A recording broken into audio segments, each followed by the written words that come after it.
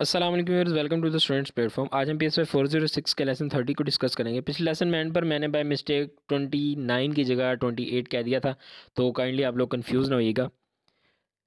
Lesson 30 है motivation in learning and teaching. Student motivation psychologist have identified 6 factors that motivate student to learn. Nature of task है सबसे पहले। Research से पता चला है कि अगर टास्क स्पेसिफिक और स्ट्रक्चर्ड हो तो स्टूडेंट ज़्यादा मोटिवेटेड होते हैं, लेकिन अगर टास्क जो है स्पेसिफिक ना हो, स्ट्रक्चर ना हो, तो स्टूडेंट को ज़्यादा मोटिवेशन नहीं मिलती। ऑटोनॉमी, फ्रीडम कह लें आप इसको, कि अगर स्टूडेंट की टास्क करने की को आज़ादी है स्टूडेंट को टास्क करने की, तो और वो उसे अपनी मर्ज़ी से फुलफ़िल करें तो वो ज़्यादा मोटिवेटेड होते हैं। ग्रुप्स, जब एक टास्क को एक ग्रुप ऑफ स्टूडेंट को असाइन कर दिया जाए तो इनकी मोटिवेशन का लेवल ज़्यादा बढ़ जाता है। बजाय एक बंदा अकेला काम कर रहा हो, 2-3 बंदे मिलकर काम कर रहे हो, तो उनकी मोटिवेशन जो है वो ज़्यादा होती है।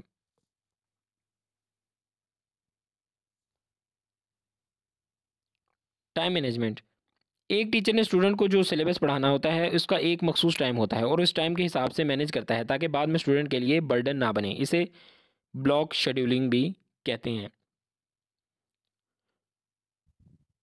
ब्लॉक शेड्यूलिंग, काम या सिलेबस को ब्लॉक्स या चंक्स में तकसीम करना और हर ब्लॉक के लिए एक टाइम मखसूस करना, और फिर हर ब्लॉक को इसकी असाइंड टाइम में कंप्लीट करना।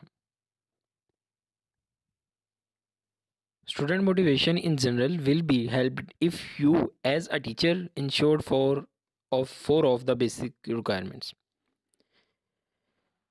ऑर्गेनाइज्ड क्लास एनवायरनमेंट दें स्टूडेंट को,